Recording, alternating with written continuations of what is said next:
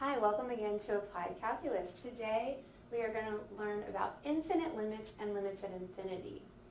So we have a graph. You can see I have a similar setup to what we did when we were first learning limits. And we have a graph, a function, and table of values so that we can see what's happening as we're approaching certain values. So we have our function 2 plus 1 over x minus 1. And we're trying to find the limit as x approaches 1. But we now know that that's a hidden three-part problem, that we actually need to check from the left, from the right, and see if they're equal to each other. So if we want to check from the left, we would choose numbers that are less than 1, and we do have arrows here that these continue in those directions.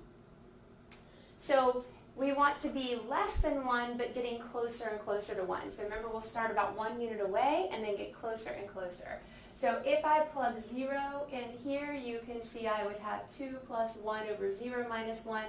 1 divided by negative 1 gives us a negative 1, and so we actually get 1 there. If we plug in a half, you'll have a half minus 1, which will give you negative 1/2. That'll actually flip up and give you a negative 2, and you'll get 0. So the plugging in you can do on your own with a calculator. And the values that you'll get as you plug in are negative 8, negative 98, and negative 998. And that's quite a bit different than what we saw before. What we saw before were these numbers changing by tiny decimals, getting closer and closer to a clear destination. But that's not happening at all here. So here, as our x's get closer and closer to 1, our y's are actually just getting hugely negative. So what we actually say then is that they are approaching negative infinity. And if a limit does not approach a finite value, the limit doesn't actually exist, but we can describe how it doesn't exist by saying where those numbers were heading towards. And here that's a negative infinity. If instead we approach from the right, we would want to use numbers just a little bit greater than 1 and getting closer to 1 and plug those values into our function. Again, you can plug those in on your own, and when you do, you'll get 3, 4, 12, 102, and 1002. And similarly, while our x's are clearly heading towards 1, our y's are not just, by small decimals changing and getting closer and closer to one value. Rather, they're getting very large. And if I plugged in 1.00001, I'd get an even huger number, a 1 and more zeros and a 2 at the end. And so this is actually shooting up towards positive infinity. And our tracing methods still work here as well. So as we trace from the left on my graph and get closer and closer to an x value, here's 1, you can see that we're going to get very close to that, but we just keep on going down forever and head towards negative infinity. Whereas if we trace this graph heading towards the right, from the right towards 1, then you can see these numbers, y values are going up to positive infinity. So we do see that the table is supporting our graph as we learned in our last section. And so here we had negative infinity when we approach from the left and positive infinity when we approach from the right. So even though neither of those limits actually exist, even if we go with our basic understanding of a limit, a two-sided limit without superscripts, having to have the left and the right limit equal for us to have that two-sided limit, then we can see this will not exist because the left and right limits are definitely not equal. One is negative infinity and one is positive infinity. So that's the kind of thing we're going to be looking at. This is the first time that you've gotten answers that were not numbers, rather they were these concepts of positive and negative infinity. So what we want to ask ourselves is, what is happening at x equals 1? So at x equals 1, what's going on? And you probably recognize outside of the context of limits that this is what you have done before and called a vertical asymptote. And so in pre-calc, you actually did have some arrow notation, which was very similar to limit notation. So you had kind of the arrow part, the x approaches 1 part, but without the limit sign. And that was your definition of a vertical asymptote. So now we're getting the truly formal definition of an asymptote. So as x approaches 1 from each side, this function was growing without bound. And when that happens on either side of a certain x value, that's going to indicate that we have a vertical asymptote. All right, so here is the formal definition there of a vertical asymptote. So a vertical line x equals a is a vertical asymptote if your function value, your y values, approach either infinity or negative infinity as you approach a from either the left or the right. So actually we had both of these things happen, but even if just from one side your y values are heading up to infinity or down to negative infinity, you still have a vertical asymptote. And this other wording is increasing or decreasing without bound. So something that was with a graph, now if we want to look at something algebraically, we don't need the graph, we still want to see what's going on. If you're approaching 7 from the left, and if I'm just doing this algebraically, remember what we try to do always is the easiest thing, and we try to just plug in. But if we just plug in, we get 10 over 0. We know division by 0 is not allowed, and that is going to be undefined. So it is true that this limit as x approaches 7 from the left of x plus 3 over x minus 7 does not exist. I am not challenging that. It really doesn't exist because we got an undefined limit. But what we're going to add in this section is that we can describe how. So it really does not exist, but how does it not exist? Is it shooting up towards positive infinity or is it shooting down towards negative infinity? And the reason that we care is because it tells us what the graph looks like. It tells us how it behaves, and we're going to be putting all of that together in a few chapters. So we want to say, all right, it's undefined, but how can I decide what it actually looks like? Is it shooting up to infinity or down to negative infinity? And that's where the from the left part comes in. So if I plug a number that is to the left of 7, that's a number that's less than 7, like for instance 6.9. So I don't really want you plugging in values, but just give yourself an example. So if I plug a number like 6.9 in, I would have a very small negative number, okay? And so instead of just writing 10 over 0, what you will see sometimes is that you get 10 over 0, but you were coming at it from the negative numbers, or in other words, 0 from the left, and you can again see where that notation came from. And that's going to matter because now when we say it's undefined, we have a positive 10 over very small negative numbers. Positive divided by a negative is a negative. And so that's actually how we can tell that it's negative infinity. So you do want to be careful because regular division with sign rules apply. So if, for instance, I made up another example, and let's say we had x approaching 7 and it was x minus 9 over x minus 7, okay? So again, what we're going to do is we're going to, we'll come from the left again. So we do want to plug in, and we get 7 minus 9 over this 0 from the left, because again, if I'm to the left of 7, I'm plugging in like 6.9, and 6.9 minus 7 gives me a very small negative number. And so this time, notice that I would have a negative 2 over a very small negative number, and a negative divided by a negative is in fact a positive. So the answer to this question would be positive infinity. So it's really just rules of signs. And so that's the notation you would use, is that you are kind of plugging in. You do know this is undefined, but we can describe how it's undefined and how it's behaving. All right, so let's look at another example. It's the same function, but now what's changed? Now we are not approaching a value, a certain number. This time, that's where the infinity is living. So the infinity is there. It's as x approaches infinity. Well, how do you do that in a table? That's kind of strange. So I can do the same idea of plugging in values, It's just that instead of them getting closer and closer to a certain number, I want them to get huge. So I want to plug in bigger and bigger numbers so that we're heading towards infinity. And so if I plug bigger and bigger numbers into this function, you can use your calculator, and you will get 2.25, 2.1 repeating, 2.01 repeating, 2.001 repeating. And so here the x is heading towards infinity, and these numbers are back to kind of what we're used to seeing, where they are heading towards a finite number there too. And so if we look at this graphically, and again we do have these arrows here, this graph is continuing. So if we look at this and we're tracing the graph as x gets bigger and bigger, it does seem to be kind of leveling out at the y value too. Remember, the answer to a limit is always a y value. And so that makes sense to us.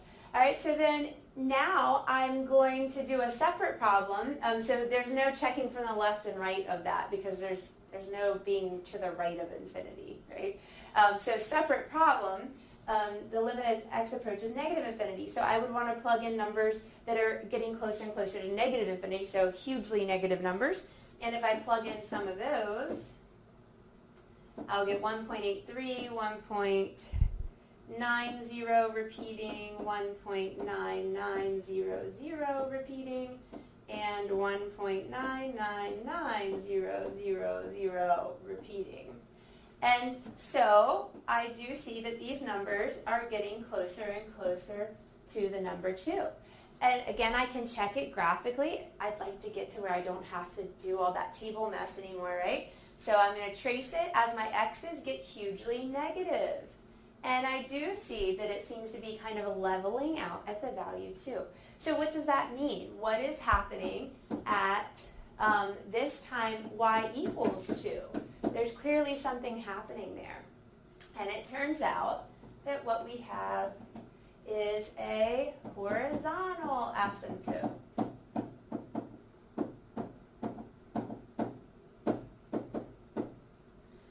And the equation of that horizontal asymptote is the line y equals 2. So we can now look at a graph, and when we notice those horizontal and vertical asymptotes that we've been doing for years, we actually know there's some limits that we can talk about with regards to those. Here, a limit as x approaches infinity or an x approaches negative infinity. So if we get to the formal definition of a rational function is that as if your x's are heading towards infinity and negative infinity and your y's are leveling out to a certain value, then that's when you have a horizontal asymptote. Well, you probably remember from pre-calculus that there were 3 cases of how to find a horizontal asymptote. Well, at that time, you just memorized the cases. You didn't really have any rationale for why they worked. So here, yes, you are welcome to just tap your memory of those 3 cases and just tell me an answer, but I'm going to show you what is really behind it so that if you do blank out for a minute, you're not just there with no resources. You could actually figure out what the answer is using your toolbox. So there were 3 cases. Everyone remembers the middle case. So when the highest power, right, so the degree of a polynomial is the highest power of that polynomial. And so this is all talking about the degrees of the numerator and the denominator. So when the degree of the numerator and denominator are the same, the answer ends up being y equals the ratio of the leading coefficients. And again, I'll show you why that is instead of just saying memorize this like you probably heard in pre-calc. That's the case most people remember. The problem then is that we mix up the other 2 because we feel like it's just a shot in the dark between which one it is. But I'll show you how to actually find which one it is. So here, n's were used for the numerator. So if the degree of the bottom is more, all right, so this is the degree of the bottom is more in this case because n is greater than m, then that is when your equation will be y equals 0. Y equals 0 will be a horizontal asymptote. Down here is when the degree of the top is greater.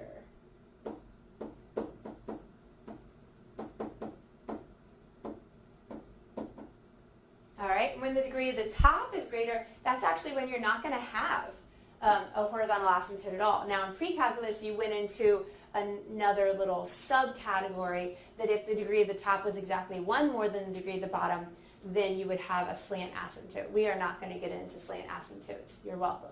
So we really do just have 3 cases. The one that everybody always remembers, if the degrees are the same, the highest power of the numerator and the denominator is the same, then the equation is y equals just the coefficient in front of that highest power of the top over the bottom. Then the other 2 cases are the ones that we have to be more careful with. So if the degree of the bottom is greater, that's y equals 0. If the degree of the top is greater, that is when you do not have a horizontal asymptote.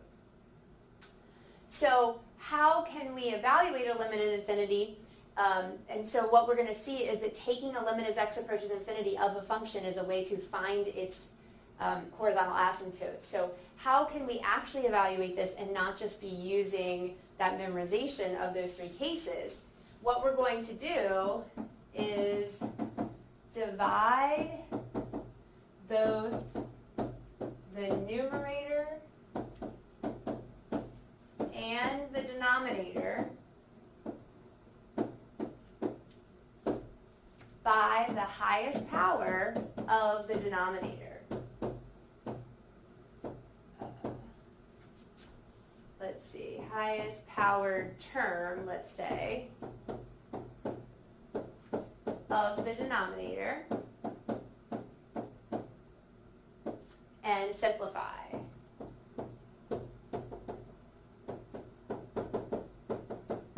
So I'll actually show you that on the next slide, but the reason that that's going to help us is because of this theorem here. So if I have x to a power in a numerator, and any constant, you can start thinking of it as 1, but actually any constant is small in comparison to infinity. So any constant on top, if I plug either positive or negative infinity, I have 1 over a huge number. So if you type 1 over a million in your calculator, or even something bigger, you're going to get a very tiny number. You're dividing 1 up into a million pieces. So you're going to have 0.0000, right? Lots of zeros before your 1. And it's going to be a very small number that is close to 0. Well, remember, a limit talks about what are you heading towards, and what you're heading towards is 0. And that's the case whether you plug in positive or negative infinity.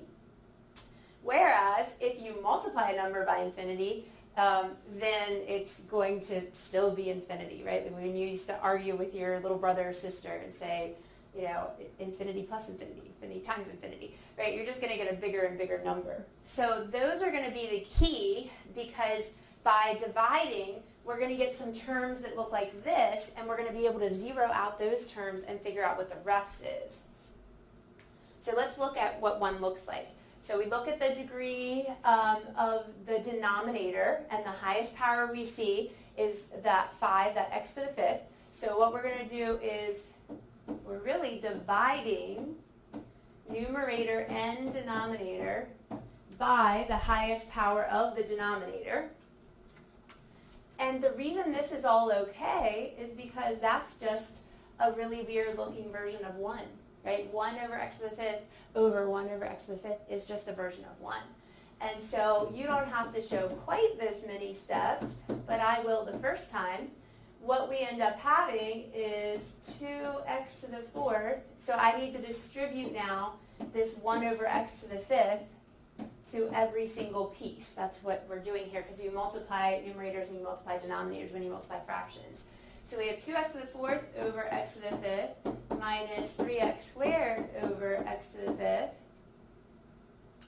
over 5x to the 5th over x to the 5th plus 8 over x to the 5th, okay? And we know from all our limit laws, we could write the limit with the top and the bottom, write the limit with each piece, but we don't need to do all of that, okay? We know that it's going to break down to taking the limit of each one, but let's simplify them first.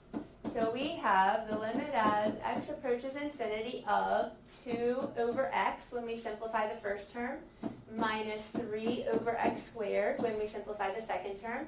Down here, the x to the 5ths cancel and we get a 5, and in our last term in the denominator, we get 8 over x to the 5th. So we've took the highest power term of the denominator and divided both the numerator and denominator by it, or in other words, multiplied by 1 over it in a version of 1, that's okay. And then we simplified, and now if I take the limit as x approaches infinity of each of these pieces, I am using these rules that we talked about here. So any term that is just a constant over x to a power is going to be 0. And then we know the limit of a constant is that constant. So we have everything that we need now. So as we look at this, the limit of this first term, it's a constant over x, so that's going to be 0. Here we have a constant over x to a power, that's going to be 0. No more limit sign because I'm doing what it asks, right? So then the limit of a constant is that constant, whether you're approaching 2 or infinity, that's still the case. And then that last term will be 0. And so what we have is 0 divided by 5. We got to get all these 0 cases down. That is 0. So instead of guessing, oh yeah, the degree of the bottom is 5, and that is more than the degree of the top. Which of those two cases was that? I'm not guessing. And you can skip a few steps here. You can kind of jump straight to here or straight to here and then show it. I'm not guessing that the answer is that the horizontal asymptote is y equals 0. It is. I see that it's 0. So this problem, I can ask you an infinite limit in its own right, and you would need to be able to do this. But now that we know that those limits as x goes to infinity are related to horizontal asymptotes, it can also answer that question for us. So if we were asked, when it does say and interpret its meaning in terms of horizontal asymptotes, it would mean that we have a horizontal asymptote at y equals 0. And again, where did that come from? Not from me memorizing 3 cases, but from me actually proving it mathematically. Okay? Down here, you can see we have that simpler case, but I could do the same thing. The degree of the denominator is 1. So if I do that term 1 over x, again, this is just a version of 1. That's why I'm allowed to multiply by it. We would have 5x over x plus 6 over x over 3x over x minus 9 over x. And I should still have my limit sign here. Okay? And so now I can simplify. So limit as x goes to infinity of 5 plus 6 over x over 3 minus 9 over x. And now I'm ready to take the limit. Limit sign will be gone. Limit of a constant is a constant. Limit of a constant over any power of x, 1 or otherwise, is 0. In the bottom, limit of a constant is a constant and another 0. And so I am not guessing that it is the case where we take the ratio of the leading coefficients. If asked about the horizontal asymptote of this function, I can actually see it. And so if asked, then it tells us we have a horizontal asymptote at y equals, if asked, it tells us we have a horizontal asymptote at y equals 5/3. Okay? And again, that's the case you probably do remember, but I just wanted to show you that it really does work for all the cases there. But it's especially useful on the two that we tend to mix up. All right, so here's our last example. Of course, you're not shocked. It's going to be the other case. And I can prove it by multiplying by a version of 1 that happens to be the highest power of the denominator term. So that's x squared. And so we have x to the 4th. Let me put my limit sign.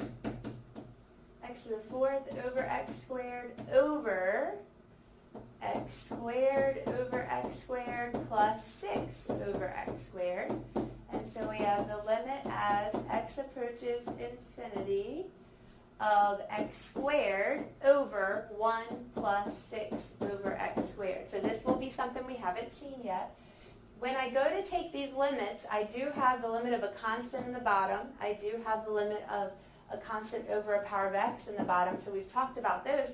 But here is that other one that we hadn't seen yet. If I plug infinity in, infinity squared is still infinity. And so what I have is infinity over 1, which is just infinity, okay? And so if we're just asked to find the limit as x goes to infinity, this is the answer.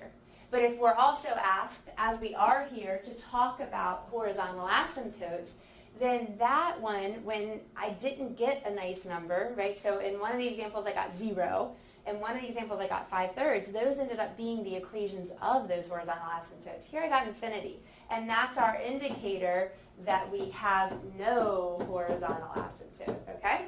So if you divide top and bottom by the highest power of the bottom and simplify, and then use this idea of what happens when you plug in a very large number to take the limit, you will get the equation y equals the number answer if you get a number answer, or if you get infinity, which doesn't seem to really make sense in terms of an equation, that is the indicator that there will be no horizontal asymptote. So again, if I am asking you for the limit as x approaches infinity in its own right, you do need to be able to do this and show me that work. If I am asking you just for an equation of a horizontal asymptote and you happen to have those 3 cases memorized, you are welcome just to say horizontal asymptote, none, or that the horizontal asymptote is y equals 0 depending on the problem, okay? All right, so then here we're just kind of doing a review, again taking it out of the context of the limits and just finding the vertical and horizontal asymptotes. The order that you find them in doesn't matter as long as you answer the whole question.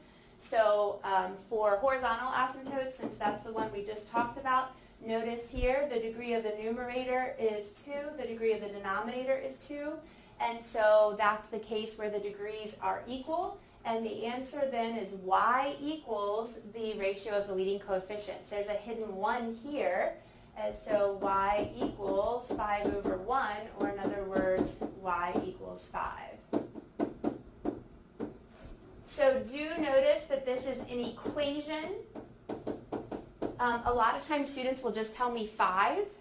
It is not just like the spot 5. It is the line y equals 5, and it's important that you tell me it's y equals 5, because if not, you could think it's x equals 5. So I always, in my directions on tests, put in bold or caps or something. Remember, it's an equation. So I am giving you 1 point for the fact that you know it's y equals, and 1 point for the fact that you figured out that it was 5. Okay, now moving on to the vertical asymptotes. How do we find vertical asymptotes? Well, the vertical asymptotes are places caused by domain issues, and here the division by 0.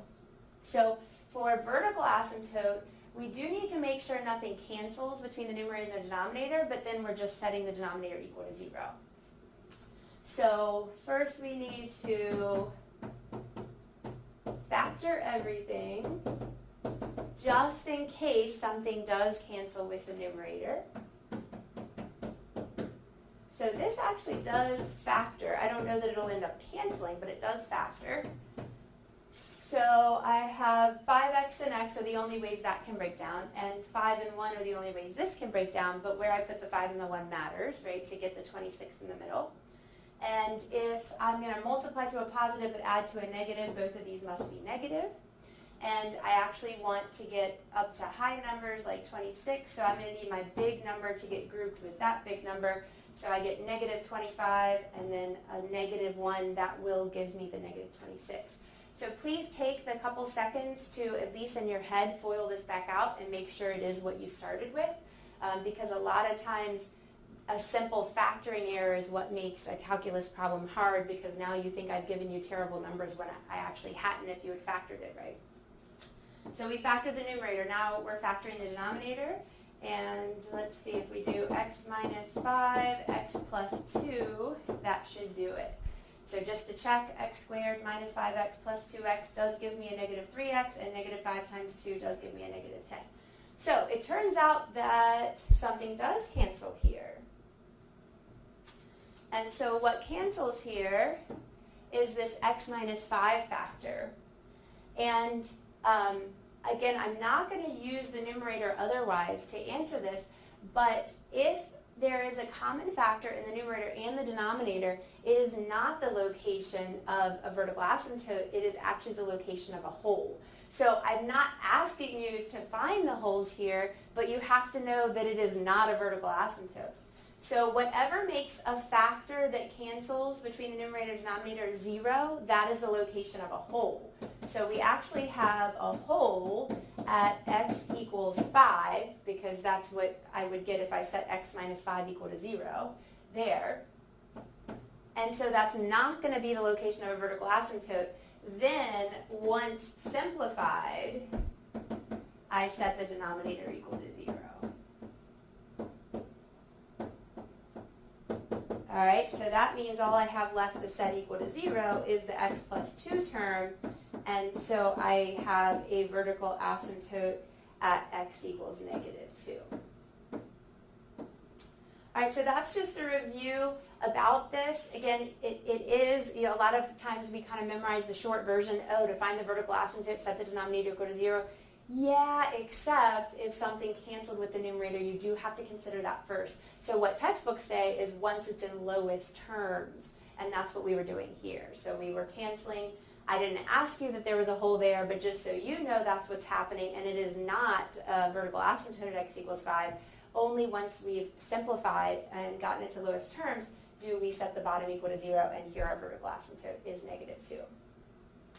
All right, let's look, and it's x equals negative 2. It's an equation, right? And just writing negative 2 would not let me know that you know it's a line and that you know it's not y equals, right? It is specifically x equals. All right, we're going to give one more example. We're again trying to find the vertical and horizontal asymptotes. Here we see that the degree of the numerator is greater than the degree of the denominator. Okay, well that's not that equal case. That's one of those two other cases. If you don't remember which one it is, or if you're not 100% sure, we now know how to find this. So remember that we can evaluate the limit as x approaches infinity of this function. Well, when we evaluate the limit as x approaches infinity, we're trying to plug in. If we try to plug in, we would get infinity over infinity. And infinity over infinity actually turns out to be another indeterminate form, like 0 over 0. And when we had an indeterminate form, we said that's not a final answer, that indicated that we should use algebra. And so that's actually why we talked about that approach, where we multiply by a version of 1, and the version of 1 we chose was 1 over the highest powered term without the coefficient of the denominator, and we put it in both the top and the bottom so that it really is a version of 1.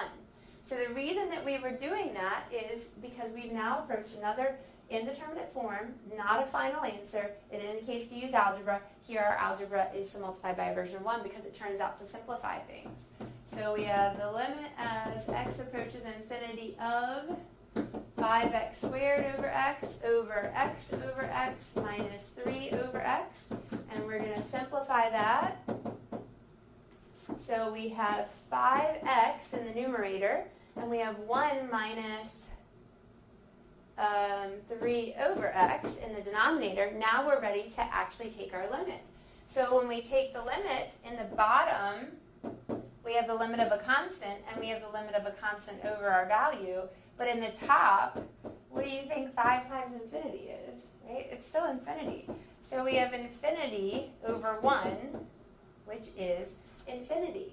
So wait a minute, that can't be y equals infinity, can't be the answer. That was our indicator that we had no horizontal asymptote. Okay, so again, if a question is asking you just to find vertical and horizontal asymptotes, like you've already done in pre-calc, and you are 100% sure that you know all 3 cases, you are welcome just to look at this, say the degree of the top is more, there's no horizontal asymptote. That is fine. But if you're not 100% sure, you now have a way to do it, because remember that if instead your original problem had been, please tell me the answer to this limit, you have to be able to do that. So you have to know this anyway for a separate reason. And so if you're not 100% sure, you could take the time to multiply by this version of 1 that involves the highest power of the denominator, and then you'll know for sure what the answer is and get it right.